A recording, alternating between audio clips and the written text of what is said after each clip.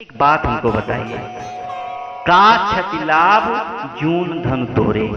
एक पुराना धनुष टूट गया तो उसमें क्या लाभ और क्या हानि। लखन जी का यह वाक्य बहुत मजे हुए व्यक्ति का वाक्य है मेरे प्यारे। लखन जी जिस ऊंचाई से यह बोल रहे हैं उस ऊंचाई पर परशुराम जी भी नहीं है।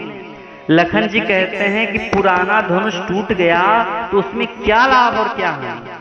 अरे जब धनुष टूट नहीं रहा था तब भी एक महापुरुष सो रहा था, और जब टूट गया तब भी एक महापुरुष सो रहा है। धनुष टूट नहीं रहा था तो जनक जी रो रहे थे। जनक जी परेशान थे कि कोई धनुष तोड़ने में कामयाब नहीं हो रहा है, अब तो मेरी पुत्री कुंवारी रह जाएगी। कुंवारी कुंवारी रहू का करो।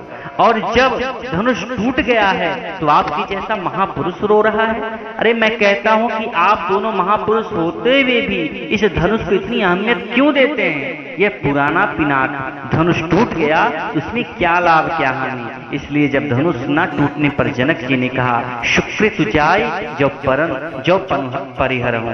तो लखन जी को बड़ा गुस्सा आया कि धनुष नहीं टूटा तो तुम कह रहे हो कि कुंवारी सीता रह जाएगी। अरे ये भी भला कोई बात हुई। आप ज्ञानी हैं और आपके जैसे ज्ञानी को इस प्रकार से बोलना शोभा नहीं देता। श्री सीताराम जी तो एक दूसरे की अभिन्न अंग हैं, एक दूसरे के साथ जुड़े हुए हैं। गिरा अर्थ जल बीच सम कहियत भिन्न न भिन्न बंदो सीताराम पद जिन्हीं परम प्रिय खिन्न। यह लगन की लीला इसलिए हो रही है मेरे प्यारे, ध्यान दीजिएगा। जो आप लोग जो बिखरे हुए हैं ना उनको जोड़ना है।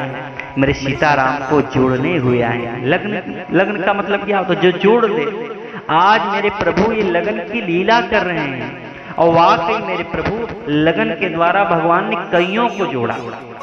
वैसे सीताराम जी तो एक दूसरे के साथ जुड़े ही हुए हैं, ये भिन्न देखते हुए भी अभिन्न है। दशरथ कभी जनक जी के यहाँ नहीं जाते थे।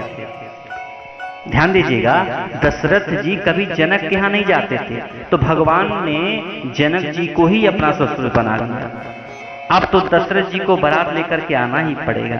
इस प्रकार दशरथ जी और जनक जी को जोड़ा जो अलग अलग पढ़े हुए थे। अब क्यों नहीं जाते थे दशरथ और जनक जी एक दूसरे के यहाँ? उसकी कथाएं बड़ी लंबी हैं, यहाँ सुनाने का अवकाश नहीं है। अनिल भैया उसकी कथा मैं आपको बाद में सुनाऊंगा।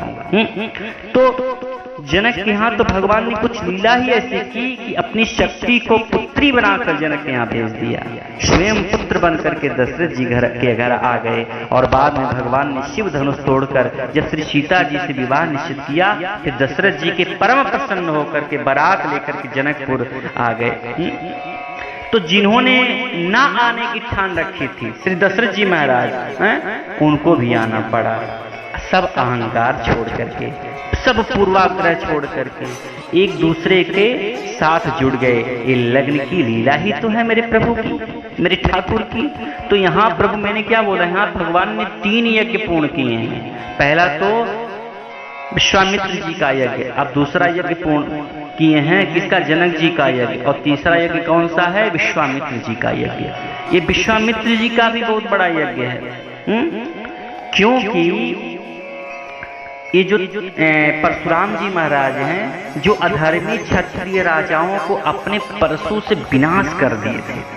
परशु का उन्होंने इतना उपयोग किया था वह उनकी पहचान बन गया। नाम तो था राम, लेकिन नाम के साथ परशु जुड़ गया और परशुराम कहलाने लगे। दशरथ नंदन राम ने भी धनुष बाण धारण किया, लेकिन उनको किसी ने धनुष राम नहीं कहा। क्यों? क्योंकि भले ही उन्होंने धनुष धारण किया लेकिन धनुष को, उस शस्त्र को ज्यादा महत्व नहीं दिया मेरे प्यारे। राम जी ने शस्त्र और शास्त्र दोनों में एक संतुलन कायम किया। इसका एक संकेत है रामायण में कि जब 100 योजन का समुद्र पार कर के भगवान को लंका जाना है तो विभीषण ने सुझाव दिया कि प्रभु तुम्हारे कुलगुर जलधि, आप अनशन कीजिए, समुद्र को प्रसन्न कीजिए और प्रसन्न होकर वह रास्ता दे देगा। तो लक्ष्मण को यह सुझाव अच्छा नहीं लगा।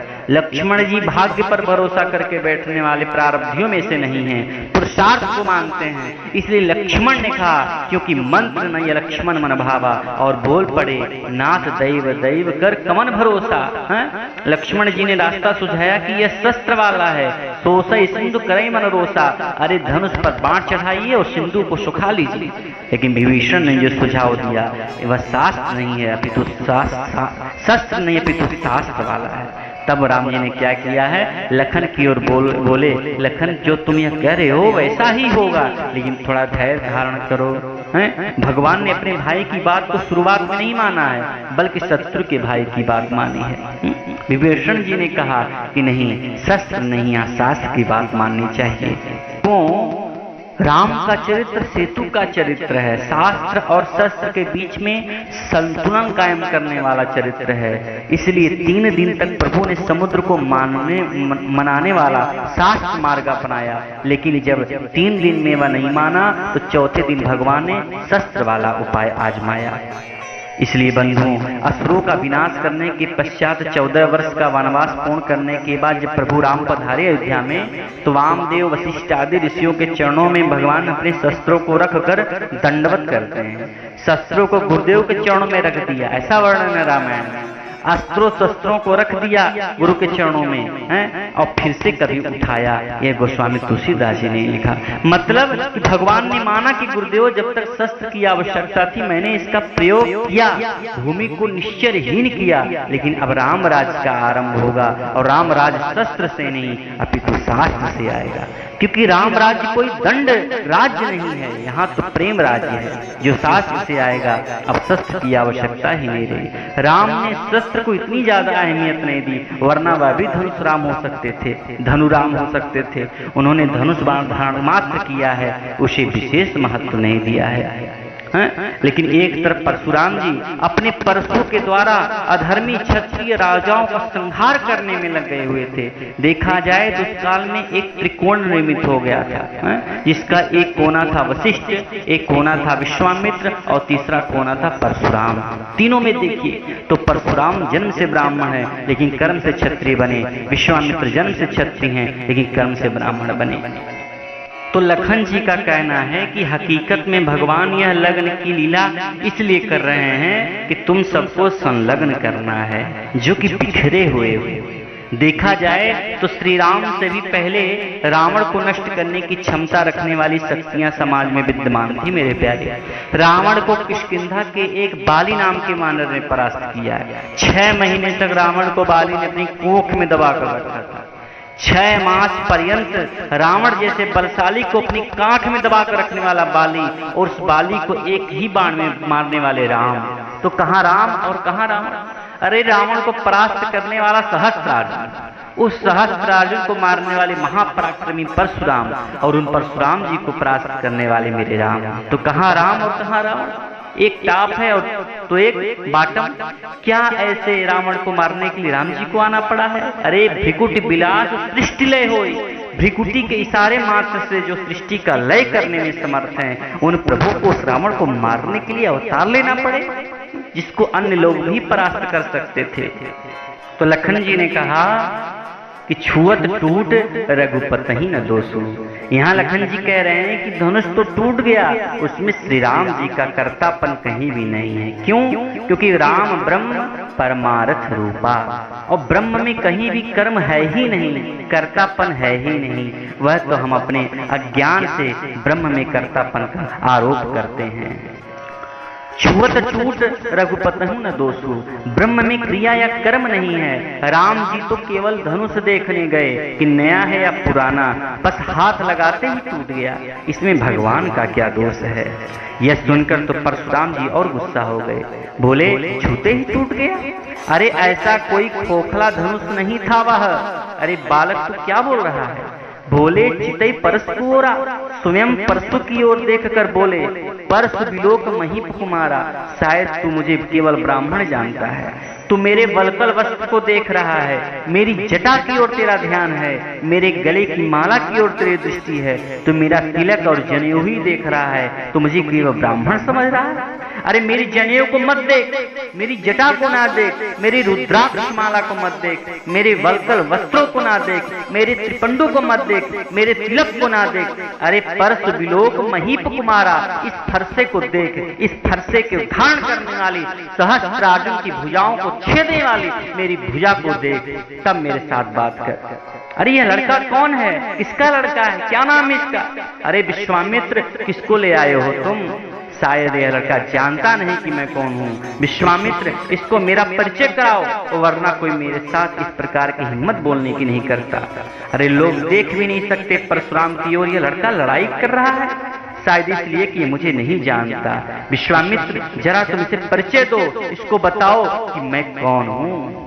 लखन जी हंसकर बोले, महाराज आपने अपना स्वयं परिचय करा दिया है, क्योंकि व्यक्ति का जो व्यवहार है, व्यक्ति का जो बोलना है, उसका वही परिचय होता है। आपका परिचय किसी और को कराने की आवश्यकता नहीं महाराज, आप अपना परिचय स्वयं करा रहे हैं। यह जो आप बार बार परसों दिखा रहे हैं, तो जान लीजिए यहाँ कुम्हड़ बतिया को नाई, हम भी रघुवंशी हैं। बार बार परसों दिखा रहे हो, काट डालूंगा काट डालूंगा। अरे कद्दू समझ रखा है? अरे हम भी रघुवंशी हैं। आपकी इस जनेऊ और तिलक को देख करके हम कुछ नहीं बोल रहे हैं, आपका आदर कर रहे हैं, क्योंकि हमारे रघुवंश में ब्राह्मण के ऊपर और गाय के ऊपर कभी प्रहार नहीं करते। तिलक को मिटाकर और जनेऊ तोड़कर फिर आ जाइए, तब देखता हूँ, तब आपको बताऊं कि सुमित्रा का दूध क्या मायने रखता है। लखन जी ऐसा बोले कि क्रोध में परशुराम जी महाराज कांपने लगे, असह्य हो गया उनका क्रोध। तब राम जी आ गए, महाराज शांत हो जाइए, क्षमा कर दीजिए, अभी दूध मुहा बालक है। परशुराम जी बोले, अरे इसके मुंह में तो जहर भरा हुआ है, ये जहर उगल रहा है। जब जब परशुराम जी का गुस्सा अति बढ़ जाता है, तो राम जी की शीतल वाणी उसमें पानी का काम करती है।